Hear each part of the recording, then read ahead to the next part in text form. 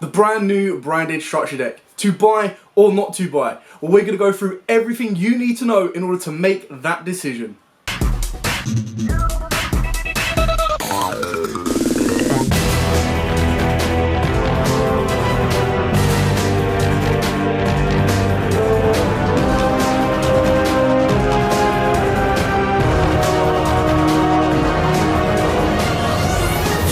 What's up YouTube, Dale here from Zephyr Wargames, and today I'm going to take you in depth in the breakdown of not only the card list, but also reasons to buy or maybe not to buy the brand new Alba Strike structure deck. What is the Alba Strike structure deck? Well, it is a deck that is released on the 14th of April for the UK and Europe, and the 15th of April for the US, which is just about 4 to 5 days away.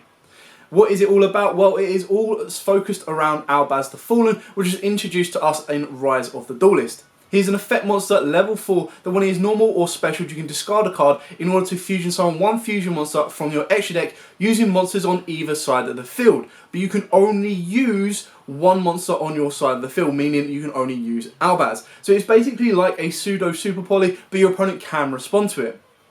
Why is this deck getting so much hype? Well, the new cards we are introduced to are absolutely insane, and of course, like Konami does, we've been introduced to a brand new fusion spell that lets you use materials from your deck instead of just the hand, field or graveyard. It is absolutely insane and is probably the standout card in the deck, being called Branded Fusion. Now, it does lock you in to fusions the turn you activate this card. So unlike Fusion Destiny, where it is for the rest of the turn, as soon as you play this card, you are locked out from fusion summoning, whether you've done this at the end of your turn or the start of the turn, unless you're sending it off of Verte Anaconda. But if you send it off of Verte Anaconda, the only card you're going to be getting into is the Mirrorjade Dragon, which we'll talk about a little bit later on as we go. The structure deck also introduces us to some nice reprints of Pot of Extravagance, and then alongside stuff as well like Call by the Grave, Dark Ruler No More, and unfortunately they swapped out Ice Dragon Prison for Warning Point. Like, why not? Like, what kind of makes you go, we'll give you this trap instead of this trap? This trap's already had 2 reprints. Makes no sense. So like sometimes I assume Konami are just like, oh well, we didn't give you a reprint of that in the tins, so we'll give it to you in a structure deck, when it's like, I'd rather have Ice Dragon Prison. Regardless, to me, straight away, I'm going to crack into it. This is a deck you should be buying. Like, it's a no-brainer. At £7 to about £9 retail, which works out about $10, to get a deck like this, when a deck comes out where you have a single card that, in my opinion, is actually meta-changing in the form of Branded Fusion, it's a no-brainer to be picking it up.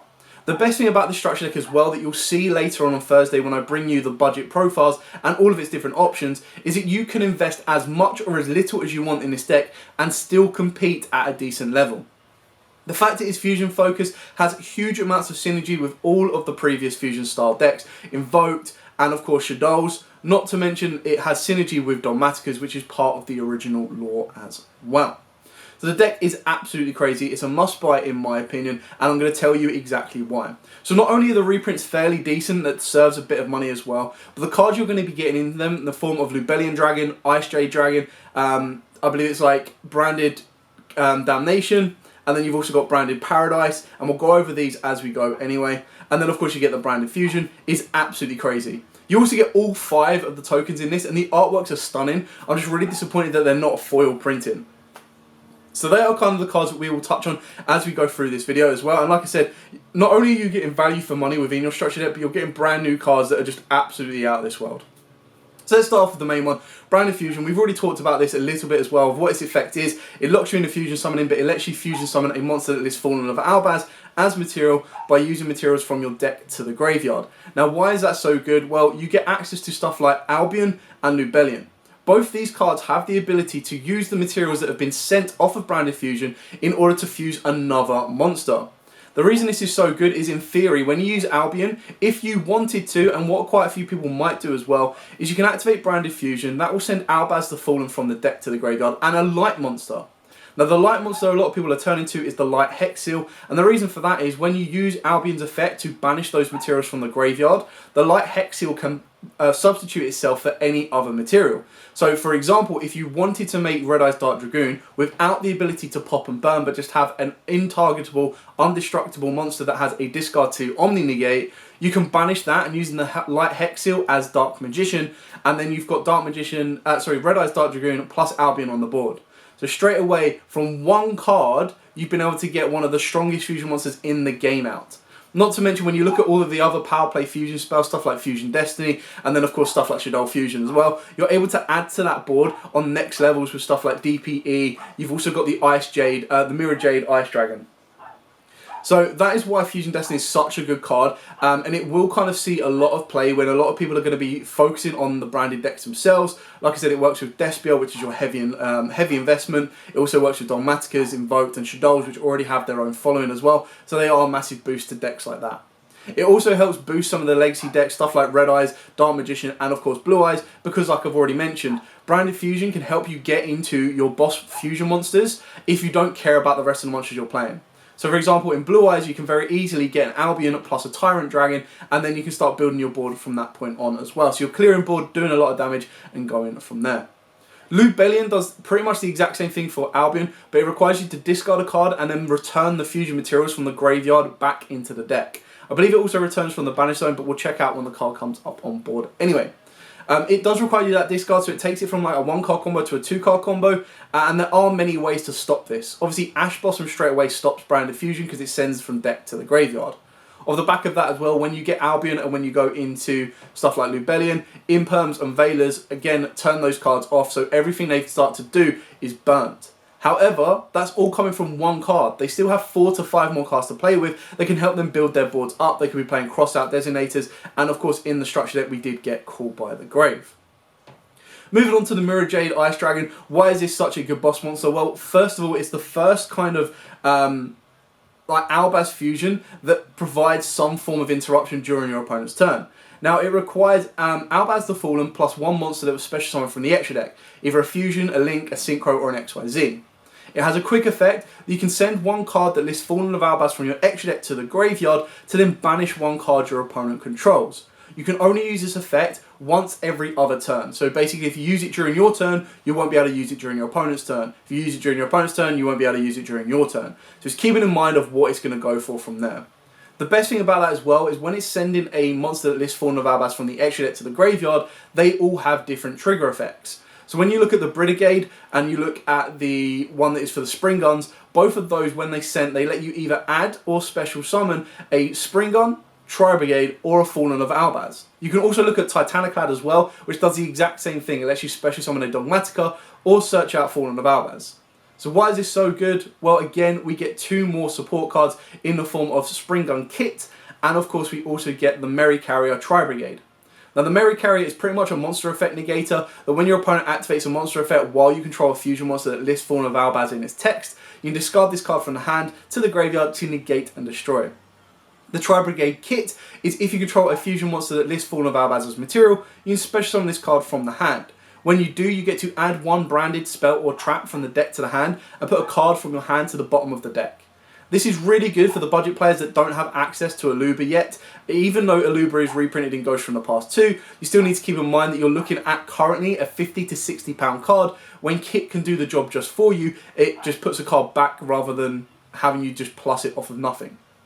It's still a very, very good card, and it is an ultra rare in the deck as well. So you are pretty much getting all the pieces you need, which is why I'm saying this deck is so good, because you're getting pieces that let you play the deck, and then it is up to you and dependent on your budget of how much you want to invest and how much you want to put in. Like I said, if you use a Shadowl package, you're probably looking at a very easy £20 investment. There's also side deck options that I showed in my previous video, and I will show you in the budget profiles later on this week. We can get stuff like Super Poly, you can get stuff like Mars Change 2, Dark Claw as well, that kind of combine to an additional £20 to £25, meaning that in a $100 budget or about an £80 budget, including the structure decks, you're able to build a very competitive deck. If you want to invest a little bit more, you have the options of Invoke, you have the options of Dogmatica, and then of course if you want to go full in, all out, you have the options of the Despias with the Guardian Chimeras branded in red and branded opening as well. So it opens up a lot of options for you in order to build and make this deck as competitive as possible, depending on where you're going. Not to mention as well, some of the reprints, when you look at Part of Extravagance, is really, really good. I believe it's on its official 5th print, because it's had a secret rare original, a secret rare reprint, a collector's rare / ultra rare, and then it had a gold rare. So it's on its 5th print, which is really interesting, but it doesn't really synergize well with the deck, because the deck has a lot of different fusion monsters that they want to be utilizing. You can't really afford for them to be banished. Dark Ruler No More is obviously a very great card as well, because when you look at stuff like Alba, where he wants your opponent to have monsters on the board, you kind of want to be able to go, okay, activate Dark Ruler No More, my Alba isn't going to get negated, normal summon the Alba, discard a card, fuse with one of your opponent's monsters, and then you try and control the board from that point on. That could very easily be a Mirrorjade if your opponent has a monster special from the extra deck, which 9 times out of 10 is probably what it's going to be.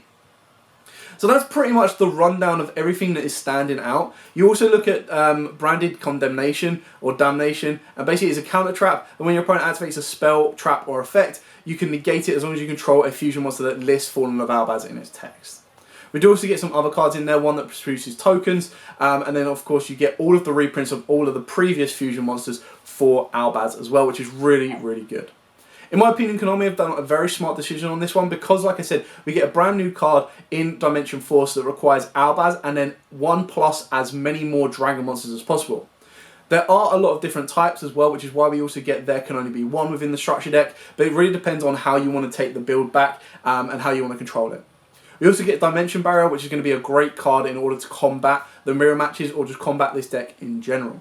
Another card that I would highly advise you looking at and picking up right now before it crashes through the roof is Super Poly, because a lot of people are going to be playing these fusion decks and they're locking themselves into fusions. It's not as if they can put other monsters on the board. It's not as if they can add synchros at any point within their turn. It will only be fusion focused. So Super Poly, whether you are playing this deck or whether you're facing this deck, not only enhances your chances and your fusion capabilities, but can also break a board very, very easily, especially when people are going to be putting in DPE and everything else. It's quite nice when you go, okay, I'm going to get rid of your £50 card with a £2.50 card and go from there.